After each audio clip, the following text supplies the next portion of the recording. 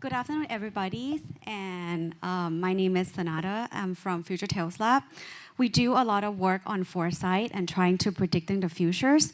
However, today I only have 10 minutes, so let me move really fast how futures can affect the future of wellness and how we can actually finding opportunities and also finding the risks that we can prevent. First of all, just getting to know Future Tales Lab, we have three main focus. The first one is we do the foresight research, which look into the future of things like future of wellness, future of cities, future of mental health, and future of many other things in 20, 30, 40 years. The importance of doing that is to know that what are the opportunity we can grasp in the futures, and also what are the risks that we might face and how we can prevent that, which I will go into detail just a bit later. The second one is climate hazard data platform. This one I just want to introduce it a little bit because it's a free platform that kind of help us look into the futures in terms of floodings, in terms of hyperpollution, urban heat island, and we predicted the futures. And you guys can kind of see which area that you live will get affected by all this natural disaster, and we can prevent it accordingly. Next slide, please. So foresight basically is just a practice of we're capturing a different signals that might determine what the future will look like. And then we draw out a scenario so that people can take a step to formulate the strategies to move to the scenarios that they want, and then trying to come up with strategies to prevent the futures that they did not want. For example, next slide, please. Next slide, please. Sorry, I'm just going to move really fast because I have a very limited of time. So this is a difference between foresight and forecast. Forecast, we're looking from the past to the futures in a very straight line. However, with foresight, we realize that there are many external factors that keep changing every day, whether it's social, technologies, environment, economics, politics, or values, and that futures can turn out to be many different pictures. That's why we draw out different pictures so we can formulate according strategies to the right one. Okay, next please. Okay, so the two best scenarios that we would like to talk about is the worst case scenario and base case scenario. So worst case scenario is to help us formulate a strategies to preventing that from happening. And then the best case scenario is to formulate the strategies to make that come true. So next please. Okay, so for example, this is, we projected what will happen in the next 40 years. In terms of decades. Next, please. If we look at this decade right now, it's a decade. Next, please. Okay, if we look at the decade we're in right now, it's called the Great Reset. The Great Resets come with many things that if we look into terms of wellness, we can actually find both opportunities in terms of making it better and in terms of preventing the risk of things getting worse. For example, if we look in terms of social for this side of Great Reset, we have things such as health issues from long COVID.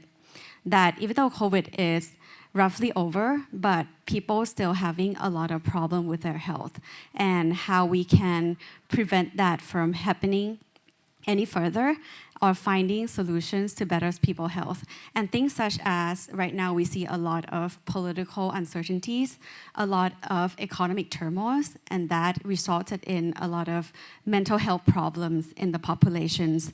How can we prevent that from going anywhere and finding opportunities to make it much better, for example. So this is how we painted the picture of the futures, and we're trying to see in each element and try to find the right strategies for it. Next, please. And then this one is the research about future of Bangkok. Bangkok in 30 years, how it will look like, what are the issues of Bangkok, and how we can formulate the right strategies to create wellness in the cities. Next please. So the framework, when we look at wellness, we look in terms of a very holistic view. We don't only look at people. We look at people, how they live, work, learn, play, move, and sustain. But apart from that, we also look at how people, how's the infrastructure of the city work in order to be able to give people wellness and well-being, and also in terms of nature and biodiversities, because we're looking into the whole system in order to create wellness. Next, please. Next, please. So this is the horizon scanning, the one I was telling you that we're trying to find the futures by capturing different signals that kind of hinted us to what futures might be. Next, please. So these are the signals for the social part. For example, we have increasing aging population. We have things such as modernizations of household structure, families getting smaller. How are we maintaining that? The next one is technologies. Next, please. This one is technologies. How about job creation? If job taking away more job than they created, what will happen to people wellness and how we can manage that accordingly? Next, please. And then now we look at economics. Next, please. Environment. Next, please. Political. And next, please. Values. And then from all of this, we have the mega trends. And then we have, next, please, different scenarios from the information that we found. So looking into these different scenarios, it's a kind of a way that we can manage the futures better in terms of creating an overall wellness. For example, we talk about we'll have increased in a lot of aging populations. We can look at the scenarios down here that call accelerated generations. How do we work around that? How about engaging these aging populations into working that and help drive the younger new generations using their wisdom and experiences? How about the scenarios such as urban playground? We're talking about we might see a very unproportioned dependency ratio with more people dependent on pension and then less people paying on tax. How do we keep the silver generations healthy and have wellness and doesn't have to depend a lot on welfare? We could do a second scenarios like urban playground, create a city or a project so that so that all the generations can enjoy exercising, having a good health benefit, and then keeping themselves healthy without having to use a lot of pension fund, for example. So these are different scenarios. Next, please.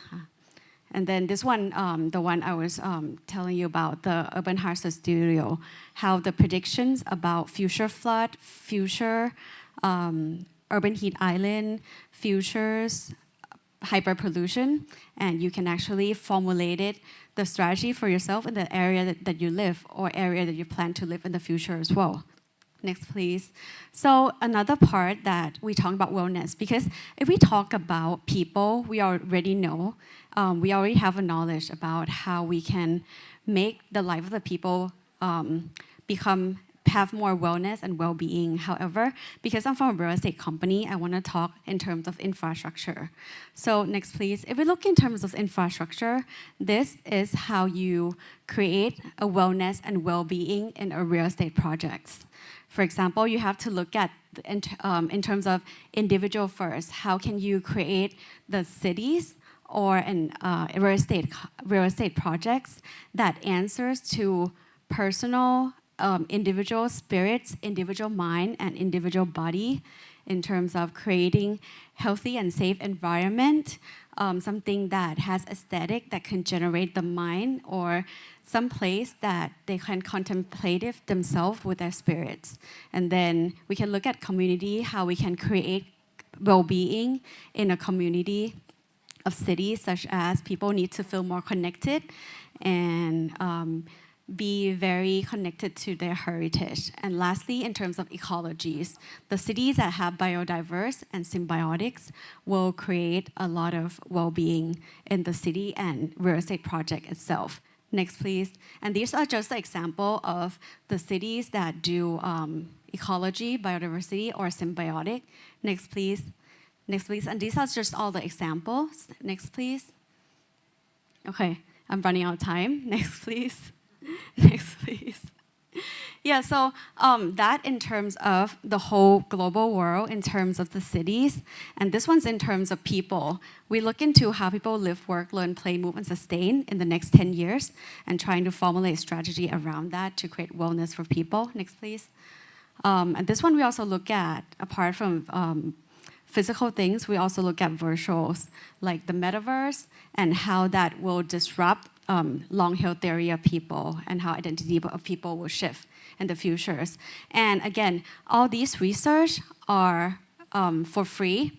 Every research is free access on world.futuretelslab.com. So if you have time, please go read. It's a very fun look into the futures. Can you go back 1 second? Thank you. So if you look at how we integrated all this different research into the project itself, the slides before, there's a project called Forest Here by our company, MQDC. So we put up all the research that we've done and trying to make a better ecosystem. This one as well. It's the research on metaverse and tech, and then we developed the project's called Idealia that trying to create a place that people can have wellness and well-being virtually. Yes, I've run out of time. Thank you very much. Yes. Thanks for the presentation. It's fascinating. Your company is almost like a prophet. You are telling the future. I noticed one thing, that all these futures are happening inside of, I would say, like a base reality. It seems like there is no change in this reality. I'm talking about the monetary system and the political system.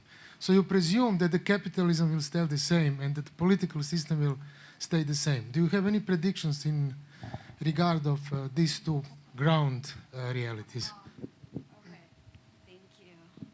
Thank you very much. So I think if you can go back to our slides very quickly. There's a scenarios that we draw out 40 years, right? We actually predicted a lot of different things for economy, different things for politicals.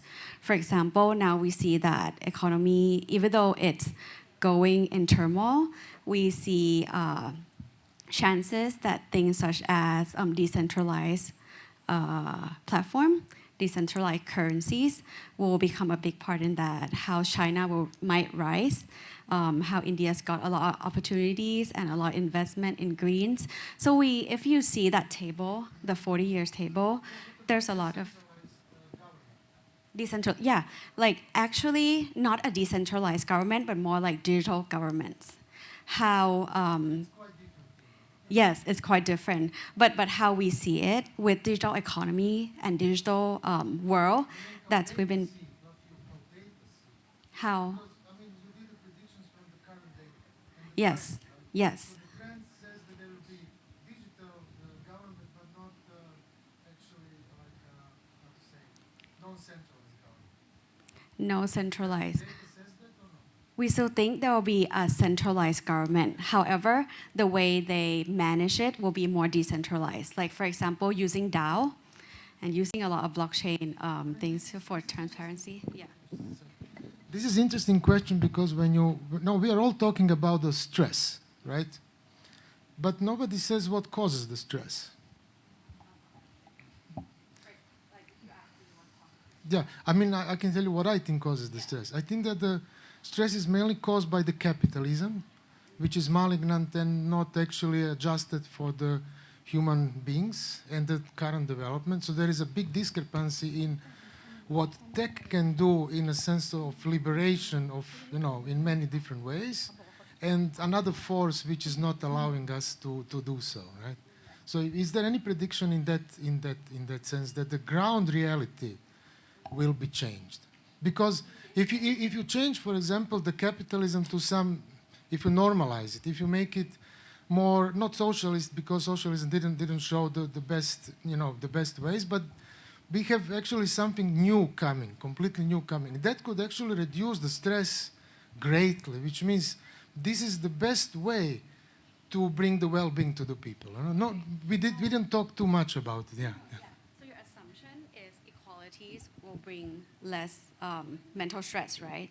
Not equality. Is it equality? Change from capitalism to something more Totalitarian. no, more humane, no, more opposite. Actually, if you look at the economy right now, it's quite open. But how do you foresee it to be more evenly distributed? Yeah, exactly. Yeah, like that's very hard to say because it's the system, it's rigged itself, right? Because the the system is rigged itself. But what we foreseen is that a lot of technologies that can help with transparency, like blockchain technologies, will bring a more distributed in terms of incomes and opportunities to more people. Like if you see now, like versus before, my parents' generation is very different, right? My mom and my dad, like a lot of people is doing their own business, and only people who do their own business are very well off. But this generation, you see a lot of gig economies, a lot of creator economies, where younger generations more open, more accessible. Younger generations has more creativity to capture this capitalize. However, going to the futures, we're going to have more problems with generative AI and automations. The pool is going to be shorter. So the important part, I think, apart from just technologies, blockchains, decentralization, is equal access to education, upskill, and reskill. That's the most important thing that you can drive the whole thing to be more holistic and for everybody. Because at the end, if technologies come, you cannot upskill and reskill people in time, then that'll be the same story. People who have access will be able to grow. People who don't just fall behind. So I think it comes down to infrastructure before. But still you can empower this. I mean, still you can empower everybody by education and giving opportunity to have access to the information, and even to have an opportunity to have access to the resources, which are not blocked by the current banking system and so on. This is what I'm talking about. This can be liberated, right? Yeah. Liberated, but like that, it came with a lot of problems, like hardware, like hardware accessibilities, right? And also old thinking. Yes, like it. At the end, I think it comes a lot down to country's policy too. And then it just needs to work from there. It just very on top until the bottom. But I think the key to the future is equal access to educations and reskilling, upskillings for sure. Somehow the whole world is now going into this direction of the global change on the Yeah. ground. We do and we don't. If you look at, It's slow. yeah, if we look at it seriously, we do and we don't, because I felt there are still a lot of things to be managed apart from that, like political uncertainties, and then have to deal with that. Because we're talking a lot about green, right? Everybody's been talking about like Paris Agreement, not going over to 1.5 Celsius in 2030, but who really did that, you know? Because yeah, right now everybody just kind of struggle with inflation, struggle with recession, struggle with political uncertainties and everything else. So that was kind of put behind. I felt equalities and educations were exactly the same thing. That kind of thing has to be managed first, and then we can build from the ground up. Yeah. Thank you. Thank you very much.